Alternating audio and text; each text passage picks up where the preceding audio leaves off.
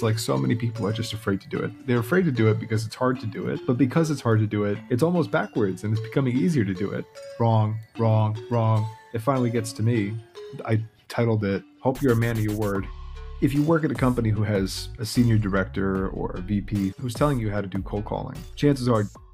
What's going on, everyone? I'm excited for you to hear today's episode with James. James is the business development director over at PhoneBurner. He's a master at cold calling. We talked about all things cold calling, if AI is going to take over the sales job, what he thinks about the viral Cloudflare firing video. We also talked about one of the craziest ways he's ever booked a meeting with a prospect and brought in a lead for a company. Super excited for you to hear this. Before we actually get into the video, if you're not already subscribed to the follow-up newsletter, what are you doing? Go over to jointhefollowup.com, put in your email address, and sign up for the newsletter where we send you the best sales, news, entertainment, and tips every single Tuesday and Thursday without fail. Go to jointhefollowup.com, input your email address, and let's get into the video. Today's guest is currently the business development director over at PhoneBurner, which is a power dialer built for sales teams.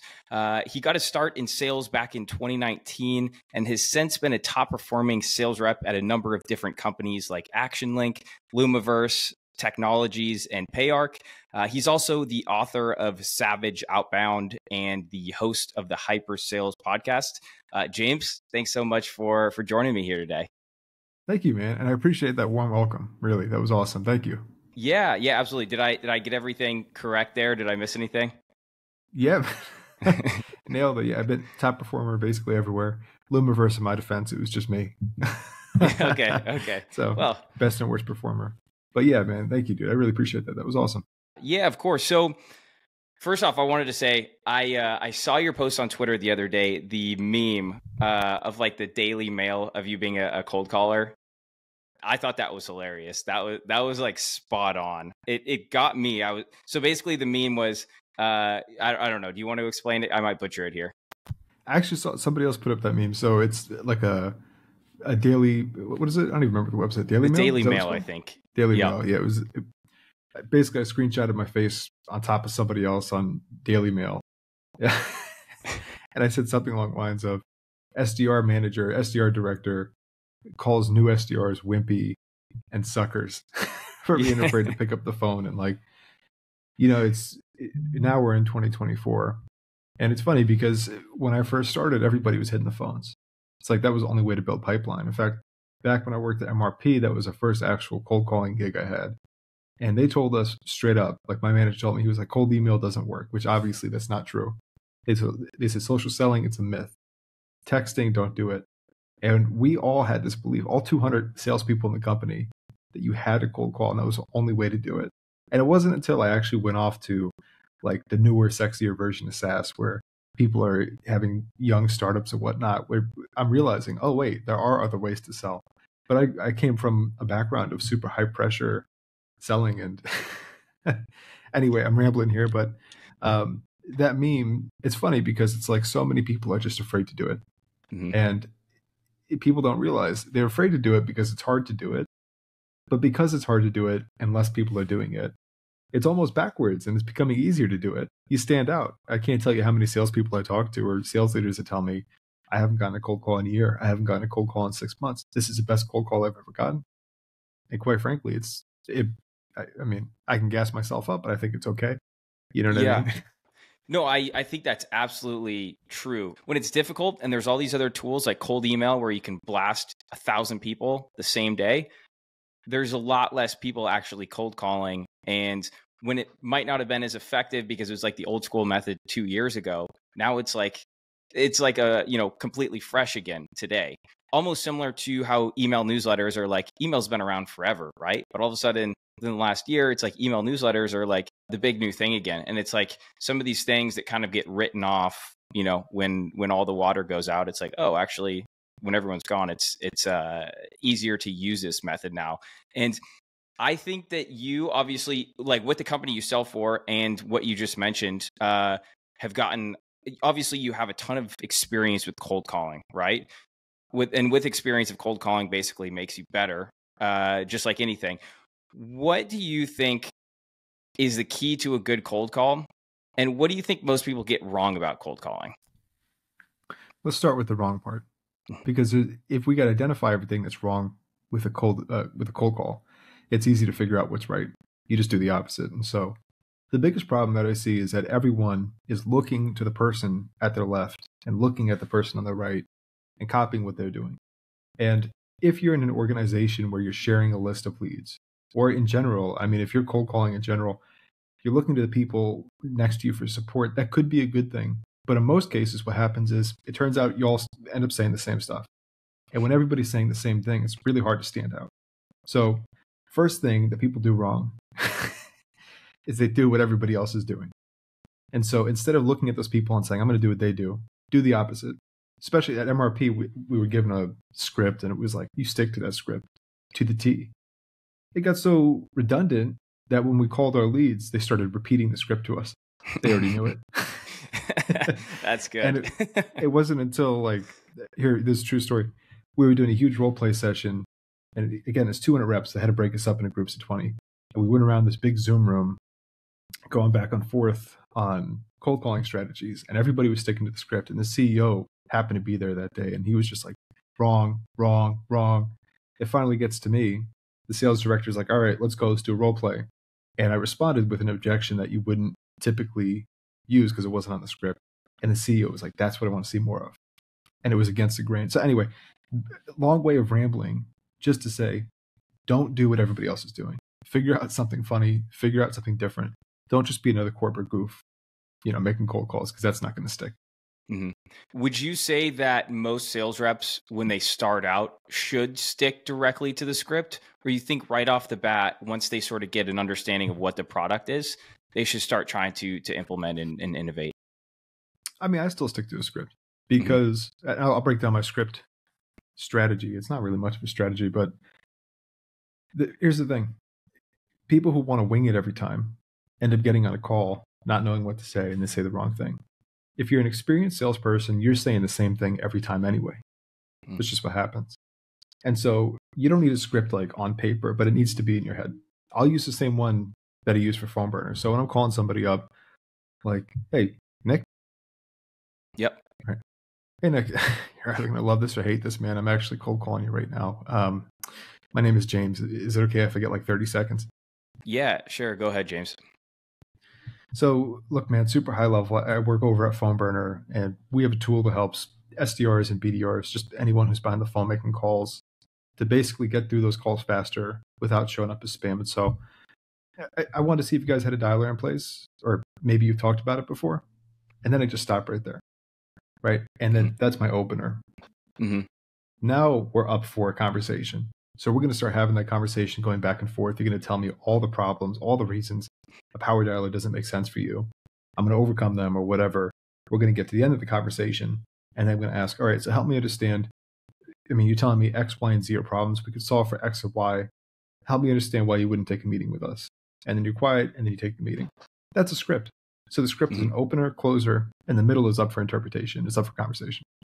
And every step leads to the next, right? Like in order to get to the explainer, you have to get through and open them up and allow them to, get them to allow you to actually to pitch them, right? Do you think that's the hardest part of the script, or do you think that it's actually explaining what you do and then asking for the meeting? The hardest part. So think about it like this. There are really 3 steps. You got your 4-second step, your 30-second step, and then your conversation step. It's really less than 4 seconds, but you have 4 seconds to earn 30 seconds. Yeah. And you do that by immediately mirroring someone, right, and saying something, asking for that PBO, permission-based opener, to get them to open up. Then you get 30 seconds. Then you hit them with the pitch. If the pitch is relevant, if it has some value to them, which it should, then you earn a conversation. And if you earn a conversation at that point, it's basically a 50-50, whether you're going to book the meeting or not. And at the end of the day, it all becomes a numbers game, right? It's just the more you reach out to, the better chance you have. And that brings me into, you work at Phone Burner, which is essentially a phone dialer, right? Not every sales team uses a phone dialer. What exactly does a phone dialer do? And should every sales team be using one? If you cold call, then yes, you should have a dialer, in my opinion. So there are 2 different types of teams. Really, there's three, but we'll talk about the two. The first team is the strategic team. And I have a huge problem with these people because they think it's all an art, which, I mean, a lot of it is art. A lot of it is art. But what they do is they spend a lot of time researching their prospects and talking to their prospects and nurturing their prospects, eventually for most of them to miss quota anyway. The other type of team you have is the hardcore outbound team, right? And these teams can be great too. That's how MRP was, Market Resource Partners, and I love that company. The downfall about that is you get a bunch of people who are making calls and suck at cold calling and never get better because they're too dumb. Like, that's the problem. And so the third category is technically somewhere in the middle.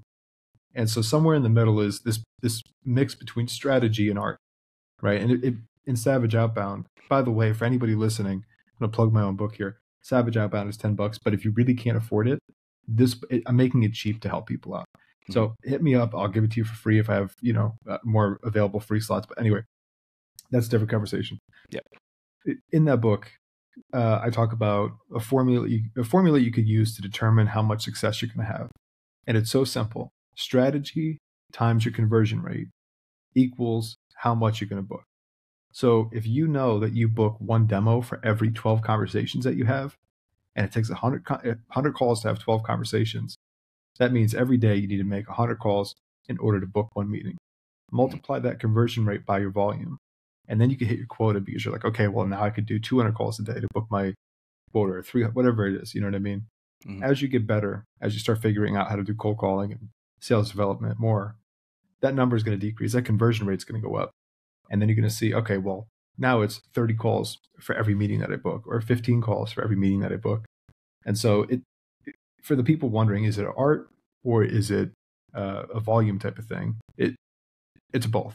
It really is both. There's no way around it. I mean, there's a ton of parallels to content as well, right? It's like you could sit there and spend a month writing the best blog post ever, but the guy that wrote 20 in that same time is going to win, even if they were mediocre, because he's just pumping out volume and he's going to get better while doing that, right? It's the same with podcasts or YouTube or anything you do, right? It's a mix of both, and I think with quantity comes quality, right? You get better over time by doing more quantity. Yeah, and that's part of it too. And that's why, like, every company that I've ever worked at, whenever I'm managing a team, the first thing we just hired somebody at PhoneBurner. The first thing I'm trying to do is get them to make as much volume as possible. Because when you do a lot of volume, what ends up happening is you figure out your ICP, you figure out how to build a lead list, you figure out all the objections. You learn so much just by calling. There are companies that actually have their C-level executives call for a week once they start, or like a director call for a week when they start. You know, when I was at Peric, I didn't make a single cold call. Well, I made a couple, but I really didn't cold call for like a whole year. And just for that year, man, when I got back into it at PhoneBurner, I was like totally disoriented. Yeah. You know, so this is like, you get so good through volume. It's like working out. You know what I mean? I don't work out, but as you work out, you get bigger and buffer. And then as soon as you stop, you start getting skinny again. You know what I mean? So anyway, I'm rambling here, but you get my point. Volume is key. No, absolutely. And I think as a manager, like yourself, right? I think you also earn the respect of others on your team. The reason I say this is because early on in my sales career, when I was a BDR at my first role, my first manager, you know, he came up as a BDR, then he got promoted to whatever, and then he was a manager. And then they sort of brought in an outside business development manager, right? And immediately he pulls up Salesforce, he builds out all these cool looking dashboards, and he tells us how to sell, right? Meanwhile, he's never actually sold our product ever. He's never jumped on a cold call. And like, just earning the respect of the team there, he didn't have any respect, right? And rightfully so. And I think that's a big part of it as well, right? Like, you really don't know until you're in the weeds doing it. Oh, 100%.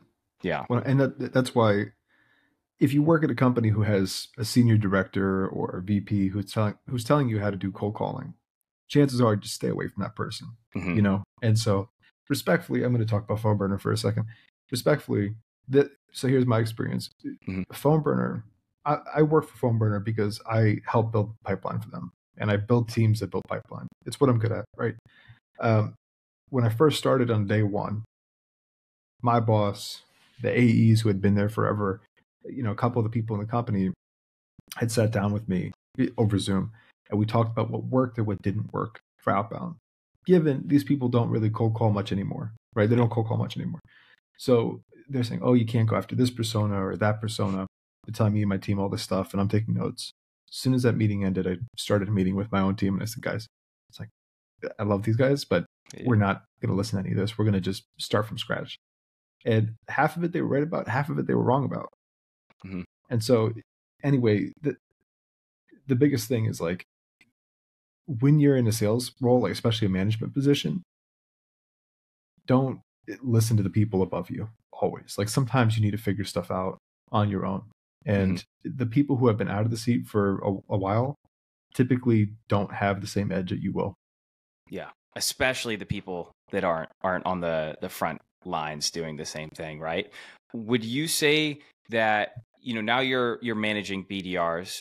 Would you say that in your experience, even when you weren't managing BDRs, but the top BDRs are either the ones that are super talented or just doing the most volume? Because you could have either or. You could be, like you mentioned earlier, you could be like just kind of dumb, but like make, 200 cold calls a day. Yeah. Or you have the guys that are kind of like, assassins on the phone, but they're like, oh, I only make 50 a day. Who do you think is going to win every single time? So this goes against everything I talk about, but I would assume the person who's better on the phone is going to outperform because the thing about volume and volume alone is you need to get lucky in order to book a meeting. If you're very artful and skillful at cold calling, it doesn't take that much. It's not that hard. You make a couple calls and you can book a meeting. If you really want to compete, all you need to do is make a couple more calls. And the guy who's sweating and's got tears dripping down his face, making 500 calls a day, unless he's getting better or she's getting better, the person who's a master is going to crush them every time, in my opinion. Yep, I tend to agree. Obviously, with repetition, usually they do get better. But yeah, sure. I do agree. It is, at the end of the day, as much as like we like to say there's just like a science to it, like there is a little bit of luck definitely to like who you connect with, who you end up getting on the phone, and what mood they're in that day, like the time of like if they're actually looking for something. There's so many different factors that go into it. 100%. I want to switch up a little bit here. I sent you this question beforehand because I think that it takes a little bit of thinking. Okay. But obviously you're sort of like a master at cold calling. Do you have any stories of unconventional ways you've gone about getting hold of a prospect or booking a meeting that wasn't just a normal cold call or cold email they responded to? So admittedly, I'm bad with messages. No worries. Or if I saw it, I forgot about it. But we can still talk about it. Yeah. And so here's one of the things I'm doing now. So I've got all these envelopes on my desk, and I'm sending these out to people one by one. Yep. Yeah. And what we're doing here is sending cold letters over mail, handwritten letters via mail. I have QR codes at the bottom of every one that takes them to a landing page that I send to my prospects in order to book meetings. And full transparency, I haven't booked one person yet. And so sometimes it's very fun, and it's like an interesting way to book meetings and do things like that. A lot of people want to test different things out. The hard truth is that the fundamentals work so much better. And if you're good at cold calling, stick to cold calling. If you're good at social selling, stick to social selling. I will say this. I have two ways of generating pipeline consistently. The first way is through the phone. And to be honest with you, that my cold calls are pretty unconventional. The other half of it is social selling. And I don't do social selling the way a lot of people do social selling, where A, they're looking to build relationships with people, or B, they're spamming LinkedIn like crazy and hoping something sticks, right? You're on Twitter or X or whatever. Yeah. So like, I'm sure you get plenty of stuff too. And I don't do that either. Instead, what I've done, and I'm teaching my team how to do this too. I get about 3 or 4 people a week that come in cold. On LinkedIn, I will just put out content that I know is going to get a lot of impressions. I know it's going to get a lot of eyeballs. And naturally, that converts into meetings for me. I'll get 3 or 4 a week off of that just by posting stuff on LinkedIn. So I think in the world of sales development, that is pretty unconventional. And I think handling your cold calls unconventionally too it's the only way to do it correctly. And it's the highest way to convert. We can talk more about that later if you want to, but Um, that's anyway, that's the gist of it. So those are the two ways that I generate pipeline consistently. Other than that, I don't have any crazy stories for how I book. Oh, podcasts too. Yeah. So I've booked big CEOs on podcasts and whatnot, but other than that, that's about it. That makes sense. It's funny. I was with my brother over Christmas break, and he's a business development manager now, but he was writing out handwritten cards. He wrote like 50, right? Because he's like, Yeah. I'm trying anything at this point, like anything that, is unconventional, can get some sort of attention. Cold calling and cold emailing is tough, but yeah, trying any way possible. I think it's interesting with the LinkedIn stuff, actually. I had Will Aitken on the podcast a week or two ago, and I was trying to dive into, he puts out a lot of content, but I wanted to understand like the back end of it, of like how that actually generates pipeline, right? Because companies pay him good money to make this content. And I wanted to know, at the end of the day, salespeople are kind of judged on how much business you bring in, right? And I said, if you're head of content, there's got to be some way that you manage or like measure if that content is effective, right? And what he told me is they put out a lot of content, and then the sales team will basically reach out to people that will interact with that content and be like, hey, I saw that you interacted with this, thought that might have resonated with you. And is that sort of like the method that you're using as well, reaching out to people that are interacting with your content? So before we go on that, I just thought of a very unconventional, like to your last question, I have an answer to that. Let's Very do it. unconventional way I booked a meeting. I'll hold off on that because I think this is more interesting. So about 4 months ago or so, I cold called my personal hero, who is Seth Godin. I'm like the biggest Seth Godin fan. I think he's one of the most amazing. And I know a lot of people are like, his marketing stuff is whatever. I think he's the best. Anyway, I cold called him. I found his number on Seamless and I gave him a call. And I didn't think he was going to pick up.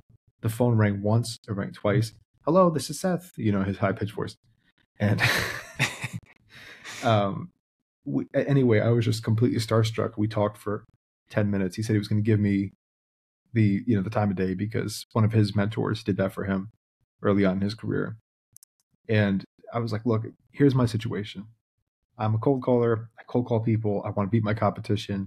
You've been in this game a while, maybe not cold calling, but what can I do in order to do that? And he was like, well, cold calling isn't going to work. And I disagree with him on that a little bit, but he made a good point. It doesn't scale. It's not compoundable. And he was like, it's probably the best advice I ever got. If you want your audience to come to you, if you want to start really crushing your competition, the best way to do it is figure out a way to stop chasing your customers and have your customers chase you, or your prospects chase you, whatever. And that was just like a complete twist for me. So I started going nuts on LinkedIn, like really, really hardcore. I'll wake up early, I'll come up with posts, I'll think about stuff, and I'll really work hard in it. I look at it almost as small pieces of art instead of just stupid posts, because I think it's more than that. Mm-hmm. And so a lot of people get very hooked on KPIs and they say, oh, well, if I put out this piece of content, how many people is it going to get to a meeting? Or they'll say, how many impressions has this gotten, or, whatever this is. Try to come up with strategies to retarget these people. And I've come up with a way where I don't think about any of that stuff. Even if it's counterintuitive, even if I don't directly book the meeting, but it goes through the inbound team at LinkedIn, not LinkedIn, at PhoneBurner, that's perfectly fine with me. Mm-hmm. So I'll put out content that I really want to put out, that I really think about, really care about. Those people will naturally come to me. They'll literally be in my DMs because I'm putting out stuff that resonates with everybody. People ask me for help all the time. Or on the flip side, they don't do that, but they sign up on LinkedIn, on PhoneBurner's website for a demo. And so either way, it's a win. Even if I don't get commission for it, that's where a lot of people go wrong. Mm-hmm. Stop thinking so direct response, like where, okay, I need to do X to get Y. Stop measuring stuff. If you stop measuring stuff, it'll just naturally come to you, which is so counterintuitive. But that and I can't really explain it any better than that because it's a weird concept. But no matter how counterintuitive it is, it's why like all SDRs should be micro influencers on top of being an SDR, which not everybody could do that, right? But as you do that, people will come to you, and people will come to your business. Mm-hmm. I think this is a little bit different, but I think companies can do a better job actually of fostering it. I think that's actually what you're doing at PhoneBurner, likely.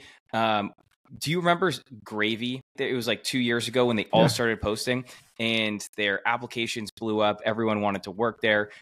Same with like companies like Gong and whatnot. When they foster that kind of like, hey, when you come here, we encourage you to build a personal brand. One, it's going to help the brand a ton, right? Because it's just going to get them a ton more reach that's free and organic. It's going to help those, SDRs build a pipeline, and those SDRs are probably going to leave and get, a much better job at some point because they built that personal brand. But I think a lot of that can start with the company. You've probably been to companies, and I've been to companies where like, if you post on LinkedIn, all your coworkers kind of look at you funny and be like, oh, that guy that's posting on LinkedIn, right? So I think a lot of it can start with the company and being like, hey, we need to foster this and we need to actually lean into this because this is going to be a big driver for us and we should encourage it. What's funny is I think you're right about it, but I think a lot of people start from the bottom where they'll get their SDRs to be the people who do the micro-influencing, which is what I mentioned a minute ago. And even a bigger step up from that, get your CEO to post. Like, good example is Brandon Bernanson. He's so active. Some people hate him. I love him. But like, he's so active on LinkedIn. His head of marketing is active on LinkedIn. Now everybody's active on LinkedIn in his company. So if you want to make like a shift in your company where you get everybody on board with posting on social media, it's easier if you're at the very top and then it kind of trickles down. If you're at the bottom, or even if you're just like a manager, it's kind of hard to make that huge movement. The best you could do is probably get like your whole SDR team to do it. Mm-hmm. Even then, most people aren't doing it right. And so that's kind of a fundamental problem in itself. What I will say is this, though. There's such a massive compounding effect on socials that people just don't see. And a lot of people think in terms of input output. If I output X amount of time, I'll receive Y input. And instead of thinking like that, like how many posts do I need to do or whatever, put stuff out and naturally it will compound. And so I'll give you a couple examples. It's really hard to get a job right now. Mm-hmm. Like super hard to get a job. And when I got canned at PayArc, I was like freaking out because I live in Irvine. It's expensive. The rent's too expensive. I was going to burn through my money way too quickly. Severance, like all that stuff. And because I had such a strong online presence at the time, it wasn't as strong as it is now, but it was pretty strong. I was able to get a job very, very, very quickly. Mm-hmm. And so people, and it was a big bump too, huge pay bump too. And so people think to themselves, oh, what's the point of posting on socials? I put in X to get Y. But there's so many things you just don't see. There are partnerships that will come up. There are job opportunities that will come up. People will hit you up for consultations. People will buy your book. Like all these things happen just from a social brand. And I'm not big on LinkedIn at all. I would say I spend more time on Twitter. However, there was a good while right before I left Amazon that I was posting on LinkedIn a lot when I was just starting to build the follow-up. And I was like, this is where I want to put a lot of effort to, grow subscribers and whatnot. I would maybe put something out and 5 people would like it. But I'd easily have 5 or 6 people in real life be like, hey, I saw you're posting on LinkedIn now, dude, good content. I'm like, you didn't like it? Like, it's crazy how many people actually see it and interact with it in their mind, but aren't liking it or sharing it or whatnot, right? Like the actual impressions are actually real, even if people aren't liking it or you don't get like the vanity metrics. Here's something very fun. So I'll put out free courses. Mm-hmm. I put out a couple at this point. One is about landing pages, like how to make landing pages that convert. And the other one is about how to land an SDR role in 60 days. I do it through a source called Page, Paage. Shout out to Neil. And Page is a landing page software where you can send out little landing pages, like little one-offs to people through LinkedIn or through their email or whatever. You can text it to them. You could track all of it. You could track every time somebody opens it, how long they opened it for, if they sent it. I cannot tell you how many people forward my stuff around and they don't like it. And so my one post, which is about my landing page, only has like 2,000 or 3,000 impressions or something like that. Usually I get 2 or 3 times that. Mm-hmm. When I look at my feed on Page, it's been shared 100 times. Yeah. So it's like people post it to the Slack, people post it on Facebook, people are sharing it around, and like there's so much that you can't see that's going on. But when you do post on socials, people see it. And even right now, like I've had people who I've got 4 podcasts lined up this year, and nobody's really asked me to be on podcasts. I've been on 1 podcast besides this one, mm-hmm. right? Two besides this one. And but now because I'm investing more time into Twitter, into LinkedIn, people hit me up for this stuff all the time, which is kind of it's kind of fun how that is. None of them like it. I mean, maybe you did. I don't remember, but most of them don't like my stuff. They just hit me up and send me a message saying, "Hey, let's podcast together" or whatever. So, to your point, even if it feels like you're not making a shift, you are making a shift. Yeah, and I don't spend a whole ton of time on LinkedIn anymore. I probably did a few months ago. I definitely spend more time on Twitter. I think something that's interesting with LinkedIn is because it's so corporate and most of the people that are on it are in like professional mode when they go on it. So they're not necessarily like liking or commenting or whatnot, but there's a lot of just like ghost watchers on there. So they watch everything, they read everything, but they would never interact with anything. And I think more so on LinkedIn than any other platform that probably happens. But it's probably the most valuable because of the user base and who's viewing it, and that they're in that business mindset when they're on the platform. Well, what's funny is even the people who are posting have that mindset, and it's an opportunity. It's a huge opportunity for people on X to come over to LinkedIn, right? All the X people are going to get mad at me for saying that, but there's a huge opportunity for people who are on X, there's other platforms, to come on LinkedIn, because what people want is not professional. People don't want your professional posts. People don't want to see your posts about you at a conference. They don't want to see your booth. They don't want to see your holiday party. Nobody cares, because nobody cares. Why would you care, right? It's the stuff that people post. Like Will Aitken is a perfect example of this. He posts this really funny content and really juicy content, really funny content, and it's so shareable and reusable, but it doesn't belong on LinkedIn, and yet it thrives here. And so the people who are on LinkedIn posting their unhinged thoughts, keep that stuff going, because even if people don't like that stuff gets crazy impressions, like crazy impressions. Yeah, I think it's Jack Rains. Have you ever seen his stuff on LinkedIn? It's all satire stuff, but he tells like crazy stories, and he's like, here's how I've saved $5,000 this year by eating breakfast at hotels every single morning. Oh yeah. It's I love his stuff. I can tell when other people try to do it, and it's like, it's not as funny when there's not 3,000 people liking it and complaining in the comments. But that stuff is really funny. I want to switch things up a little bit here and talk about AI in sales, which is obviously, a massive topic everyone's talking about this year, specifically because you're focused on cold calling, especially at Phone Burner. Where do you see AI fit? And I don't want to just ask like the generic, like, is AI going to take over our jobs? No, it's not going to take over jobs, right? How exactly do you see people using AI every single day? Like actually tactically, how do you think it's going to be used, and specifically in cold calling? When you think about cold calling, it sounds like a very easy job, because it is a very easy job. The fun part about it is so many people overcomplicate it to the point where it becomes difficult.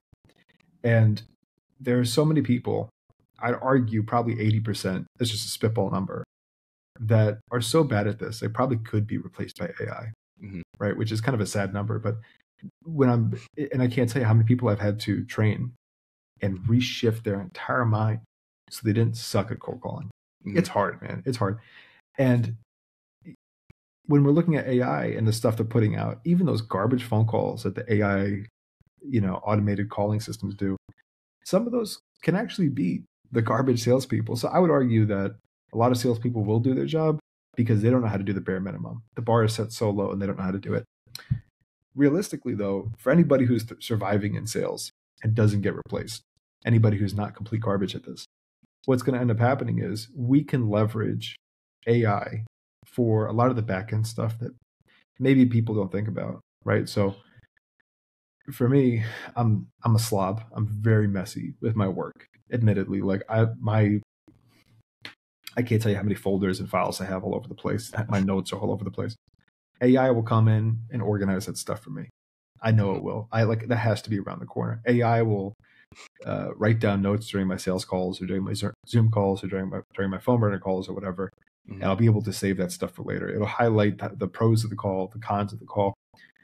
AI, I think, is going to be able to prospect really well. Soon it's going to be able to find leads for you, which will be cool because it's going to be able to go through LinkedIn, go through the internet, find people who are in market to buy because we're talking about it. I think that's where it is going to fit realistically. Um, the ways that it's not going to fit, the AI calling stuff is going to replace 80% of salespeople because it's going to create the same amount of revenue that they're creating, which isn't much anyway. That if you are if you're listening to this podcast, you're probably safe, right? Mm-hmm. And because like if you're listening to this podcast, you're spending enough time doing self-development to not suck at the bar is set very low. Mm-hmm. But realistically, AI is going to be helping us with a lot of the back end stuff. So that way you could spend more time calling and less time in your CRM.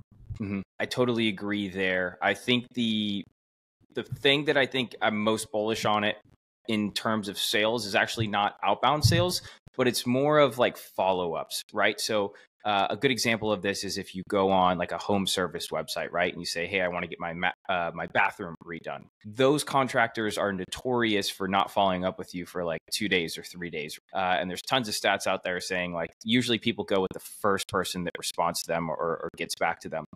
I imagine within the next year or two, probably 2 to 3 years, every call that you get from like a service provider like that is going to be AI confirming what you just submitted on their website, following up, grabbing details, and basically setting the next appointment. Easy stuff like that, I'm sure will be replaced first. And I think it'll actually be good for business. Like it'll take out the need to do that kind of, baseline work that doesn't take any skill. It's just sort of walking through the motions and getting things set up. I think that'll be interesting to see. Okay, so moving on here, I sent it over before, but you might not have seen my email. I'm sure you've seen the viral Cloudflare video going around this week. Have you seen it yet? About the account executive? I saw a couple things. So I think I saw the one, yeah. Okay, so Somebody got laid off. I was gonna play the first like 2 minutes here, and we can watch it and then react afterwards. Well, I'm not going to share it because my computer is not going to allow me to. I'll give basically an overview of what happened. So last week, Cloudflare announced they were going to do layoffs. They didn't necessarily announce it. We found out that Cloudflare was doing layoffs of their sales team because of this video that has gone absolutely viral, been picked up by every news source like Forbes and everyone like that. Essentially, a Cloudflare account executive was brought into a meeting with HR and some other random manager that she's never spoken to. She didn't know either of these people at Cloudflare. She just got a meeting put on her calendar and knew that her other colleagues were getting these meetings put on their calendars before, and they were basically getting let go. So she kind of knew it was coming. So as soon as she got it put on her calendar and then jumped on the call, she started recording it. HR manager and the other manager on the phone walks through that she's being let go because of performance issues. She hasn't produced any sales in the time that she's been there. And she basically doesn't take that as an answer, right? She comes back and she says, I've been here for 3 months that I was on ramp, plus another 3 weeks in December, and then over the holidays, and then this week. And she said, I've had the most activity on my entire team. Yes, I haven't closed any business, but I've had 2 contracts out. I've tried the hardest. I've done everything I possibly could. So don't tell me this is because of performance. This is because you guys overhired, and now you basically have to come up with an excuse to let me go. So I don't know if you've seen the full video, but I want to get your reaction on this. Essentially, in the sense of, was she right that they were doing the wrong thing? Or is this just kind of how sales works? Because she had been there for 3 months on a ramp. She hadn't closed anything yet. Yes, it was kind of unlucky that she hadn't closed anything yet. But at the end of the day, there was no sales generated during the time she was there. Okay. So this is a juicy conversation, right? So first of all, it sucks to get laid off. It sucks to get laid off. No matter what the situation is, that sucks. I have canned people after being with a company for a month because it was clear that it wasn't going to work out. Not because like, oh, they were having a hard time on the phone or whatever. There are some people who just fundamentally do not belong in sales. And no matter how much you coach them, it just doesn't work out.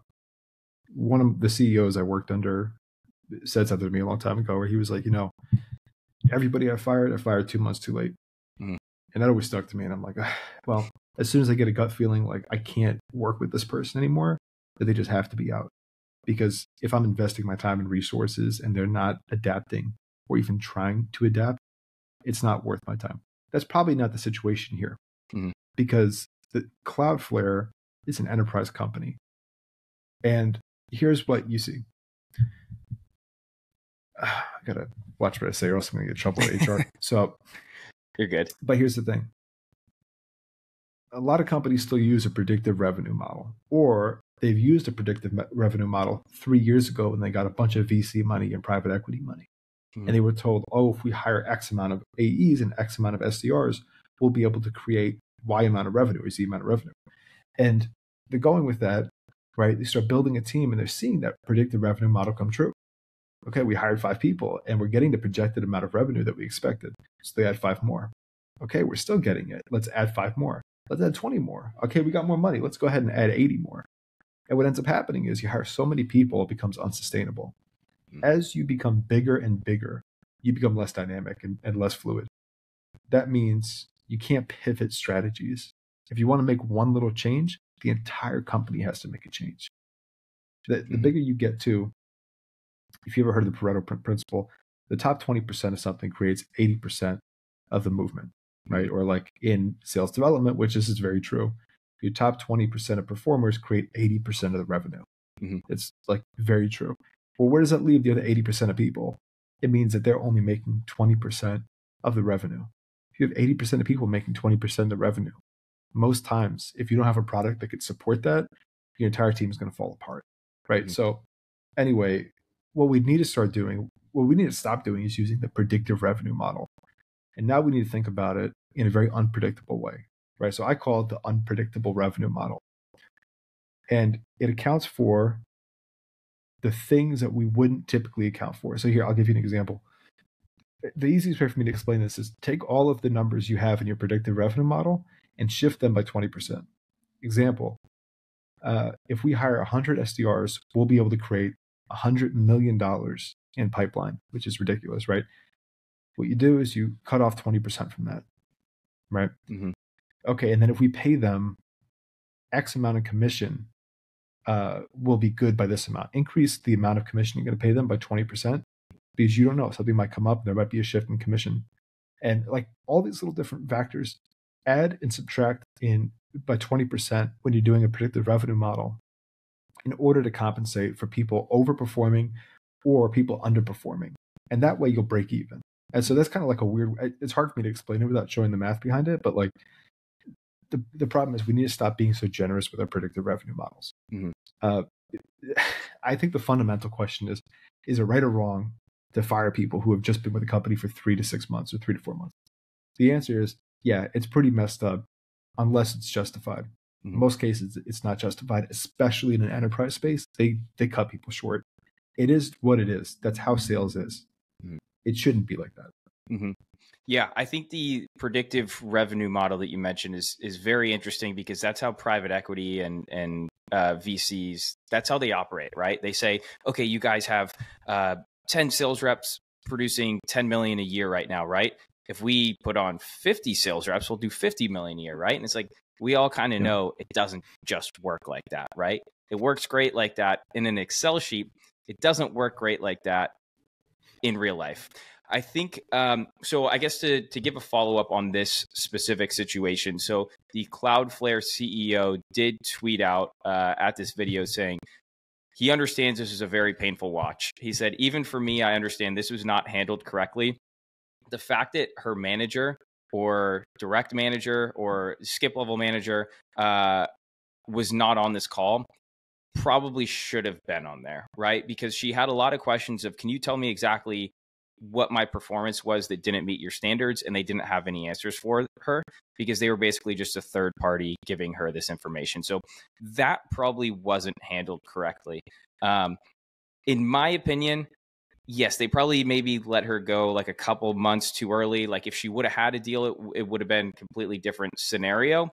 However, I think a lot of Americans, maybe it's other countries as well, but a lot of people feel entitled about their job, right? It's like at the end of the day, you are at a job to make that company money. If you run a company, the only reason you hire someone is because they make you more money or they save you time so you can make more money. At the end of the day, if you're not bringing in that company money, they don't owe you really anything, right? Like that's where I think is probably the, where I don't see eye to eye on everything that she said. However, it was a tough watch overall. Anytime that it's like a third party, like HR person coming in and giving the news, probably not the right way to deliver that type of news. Well, I hope it's okay we go over a few minutes because I got a lot to talk about with that. Yeah. So here's the thing. I have, first of all, if you are going to get laid off, I think it is an awesome move to record it. Mm-hmm. And I think it's an awesome job. I think it's awesome to be public about it. A lot of people would say, oh, it's a bad idea. She shouldn't have recorded that because now it makes her look unprofessional. We're living in the Wild West of sales, especially in SaaS right now. Yep. That is pure marketing right there. And whether people like it or hate it, there are a lot of people who are going to sympathize and resonate with that and reach out to her for a job, right? Mm-hmm. And so I guarantee you, like, if you do that, you're going to be back on your feet in a month, mm-hmm. right? So there are a lot of people who are skeptical about doing that because they're afraid it's going to make them look bad. One of the things I had to do during my job search is I had to stop worrying about looking so nice and professional. Mm-hmm. And there were people who told me during my job search, like, okay, we don't want to work with you because, this reason or that reason. And it probably wouldn't have happened if I wasn't posting in the first place. If I wasn't posting, I would have never met them in the first place, though. And so it's counterintuitive, but, there's this saying, I forget who said it. But there's no such thing as bad marketing. There's full truth to that. People just remember your face. They remember, what you did.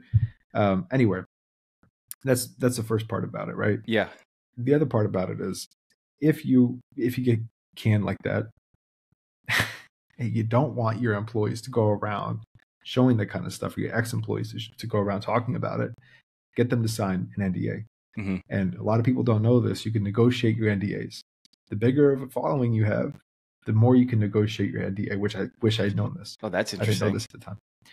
I mean, yeah, that's the thing. It's like you can negotiate your NDA. And a lot of people get canned and like, okay, I got 2 months severance. You better give me 3 months severance or 4 months severance, or else I'm going to start talking. Mm-hmm. Right. And so and here's the thing, is like a recruiter might see this and say, we never want to hire James because he might do this to us. But case in point, if you're the kind of person who's getting laid off, right, and it is fully out of your control and you did everything you possibly could, sign an NDA and you'll be on your feet for, 6 months or 9 months or whatever it is, while you're looking for another job, so you don't have to stress. That's interesting. And yeah, I have been laid off, so I know how painful it is. You don't really expect, you kind of have it in the back of your mind, like, this could happen for sure, but you don't really believe it until it happens. And you're like, whoa, what just hit me, right? It's, you don't really know what to think in the moment. And it's a very weird feeling for sure. I think for her, yes, the best thing she possibly could have done is record this and put it out, because it has just gotten legs and gone everywhere. Personally, I have a post about Cloudflare layoffs that took place early 2023 on the follow-up. And one night, I want to say it was Wednesday or Thursday last week, I was checking my Google console basically to see my SEO, like clicks and whatnot through Google. All of a sudden, it was like, normal day for me is anywhere from maybe 30 to 50 clicks. It was like, you got 500 clicks today. I was like, whoa, what's happening? And I saw this story was taking off. So I wrote like an updated one. Next day, that one catches fire, 1,000 clicks. And it's just going like crazy until eventually, Forbes and New York Times, they all step in and write articles about this and they take the top spots. But it is crazy how viral this has gone. And I'm sure she probably has the pick of the litter on what interview she wants to take right now, which is awesome. For sure. Okay, so I want to move on to, I have two last things I want to cover here. I know we're probably running out of time here, but I want to play a little game real quick. Word association, right? So I'm going to give you a word. You just tell me the first thing that you think of. It could be a word or two words or whatever. I saw someone do this the other day and I was like, that's a good idea. I want to play this. Okay, so all right. If you're ready, the first word or the first phrase is Wolf of Wall Street. Jordan Belfort. I feel like I'm not playing this right, though. That's fair. We'll take that. We'll take that. Next one is Grant Cardone. Sucker. Okay. Yeah. Yeah, he's an interesting cat. Yeah, he's great at what he does, but I don't think he's a very good salesperson. Yeah, there's also the fact of like, you're going to be remembered for how you make your money, right? And I don't know that I'd necessarily want to be known as Grant Cardone. Next word is salesperson. Scam artist. Okay. I shouldn't think that way, but okay. most of us, not me, and hopefully not you. A lot of us, we're very pushy and we're looking to force people into deals and steamroll people. I've been in enough private equity meetings and meetings with C-level executives to know how scammy a lot of this stuff really is. And a lot of salespeople are trained to be scammy. Mm-hmm. It's unfortunate. I actually saw an interview with Zig Ziglar last week, and he was talking about how the best salespeople in the world are actually the most dangerous because they've basically been trained to persuade you to do anything, right?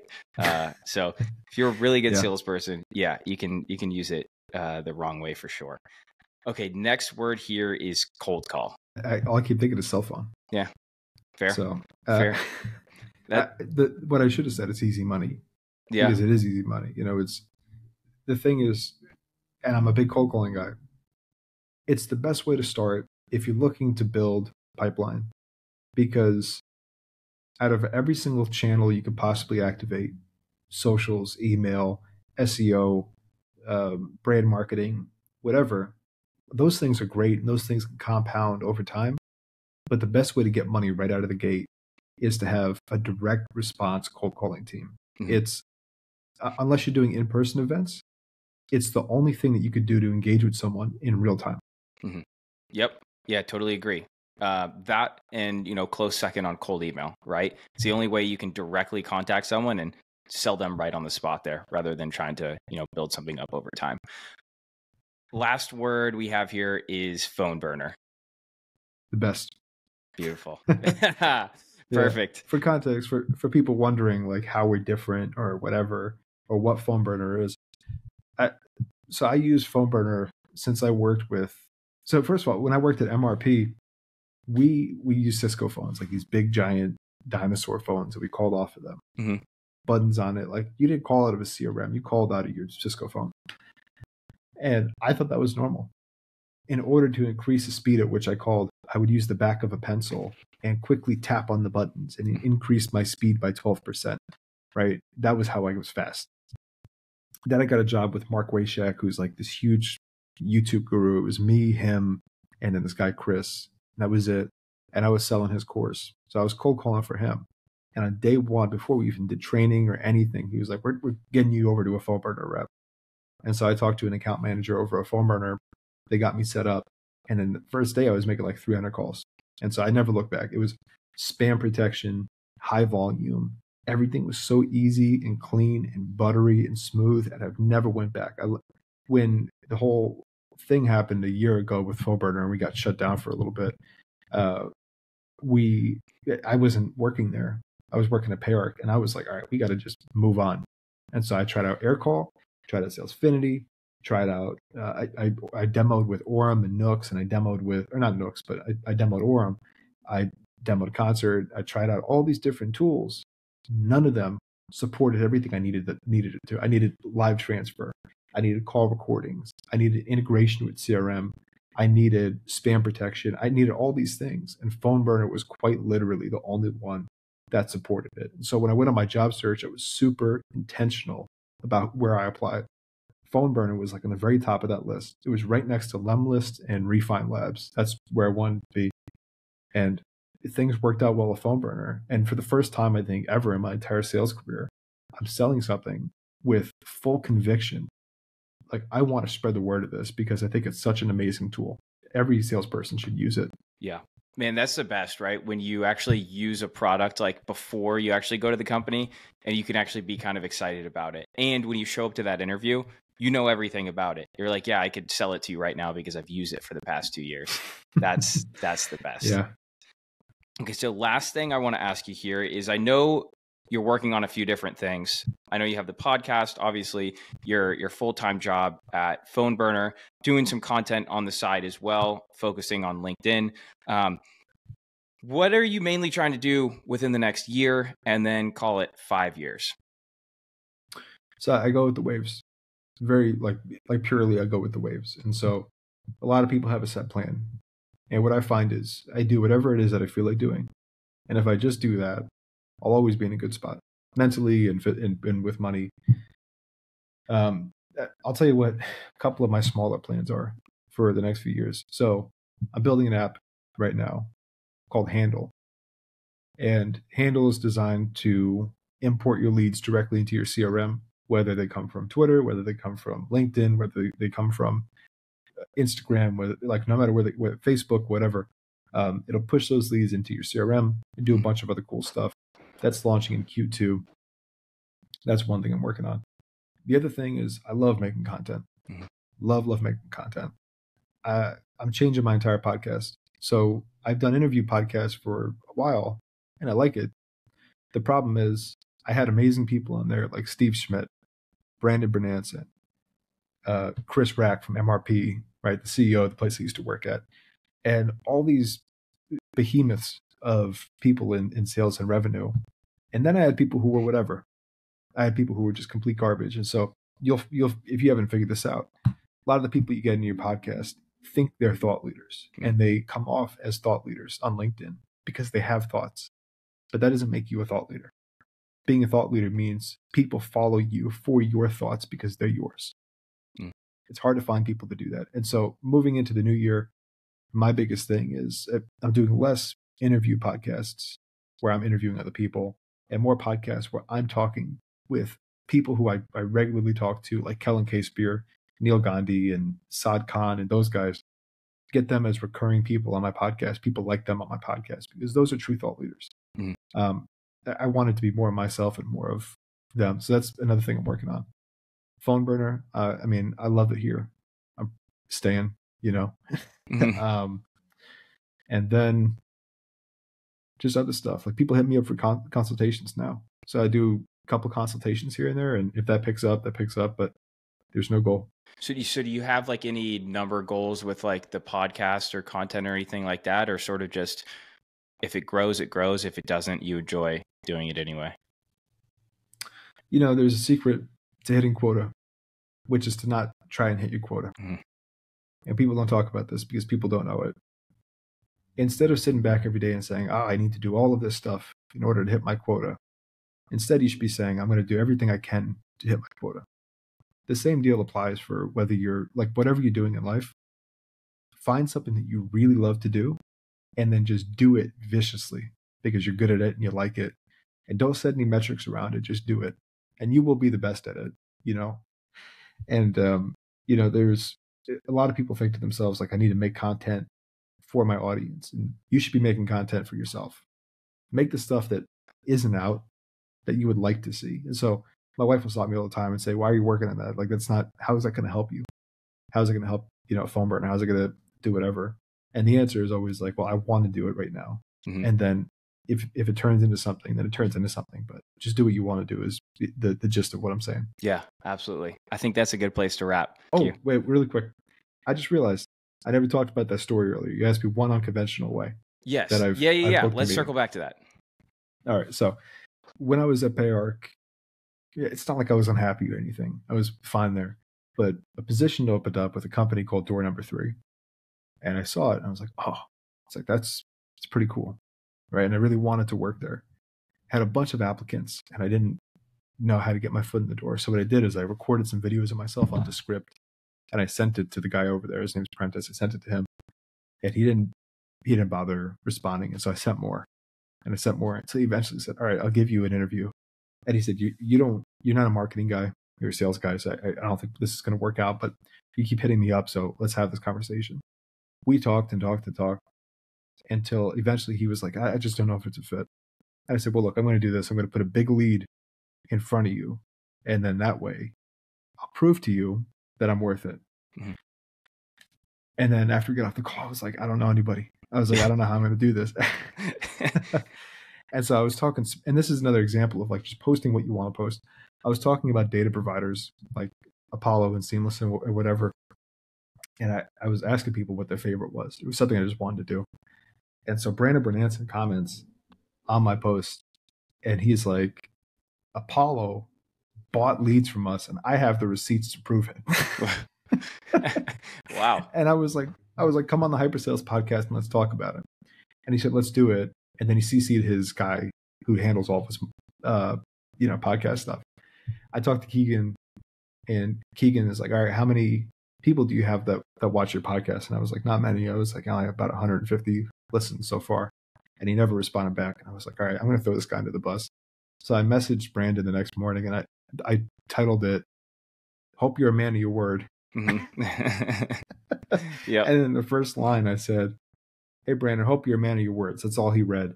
And then he opened it, and it was me and I sent a screenshot of him saying, let's do the podcast together. I was like, look, talk to Keegan. Not sure what happened. Want you to hop on the podcast. Whether you're up for it or not, let me know. And then we'll go from there. And so eventually, literally 15 minutes later, he said, Keegan, set it up. Yeah. And then we're on the podcast the next day.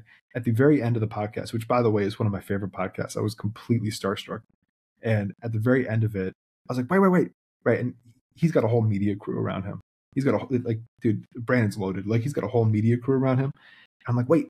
I was like, I think I have something that you might want to see. I was talking to this marketing company that said they wanted to do X for you.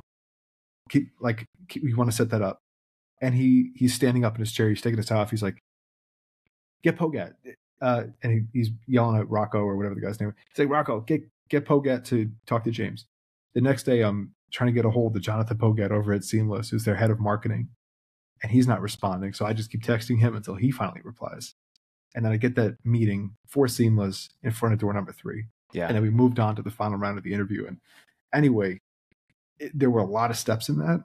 And there was a huge stretch. And I made a promise before I even had anything to promise. Yeah. The promise was I can get you a big meeting with someone. And it took me 3 days to get that meeting with Seamless, but I got it. And so I put this tiny marketing company in front of this giant behemoth in SaaS. And so there's your unconventional story of how I booked probably one of my biggest demos. Yeah, man, that's a sick story. And what you didn't mention is I know how uncomfortable that stuff is, right? Following up and saying hey, I know you're a man of your word, right? I'm sure you're behind your keyboard and I don't really want to send this, but I have to, right? That stuff's super uncomfortable, but it's super effective and you just got to do it. It shouldn't be uncomfortable. It shouldn't be uncomfortable at all because a lot of people think they're going to blow their chances once they've said something really bad or once they've offended someone. And when I first met my wife, that's exactly what happened. It's we went to college together. She lived next to me and she was quite lit. It was in a campus with 11,000 people. 60% were women or girls. And she was hands down the best looking woman on campus. And everybody knew it. This isn't me just gassing up my wife. So every day I waved to her, try to talk to her, try to flirt with her. And she would just ignore me. Until eventually I said something and I hurt her feelings. And I hurt her feelings kind of bad. And then I apologized the next day with her favorite snack. I knew what her favorite snack was. And I was like, look, you don't have to like me or talk to me. I won't talk to you again. And then a week later, we were on a date. And so long story short, don't worry about making a bad first impression because you could always make a better second. Yeah, spoken like a true salesman. You've been a salesman ever since college, I guess. That's awesome. Oh, dude, for sure. Yeah, thanks for telling that story. Well, awesome. I think that's a good place to wrap there then. Thanks so much, James. Awesome, man. Thank you for having me on. Yeah, of course.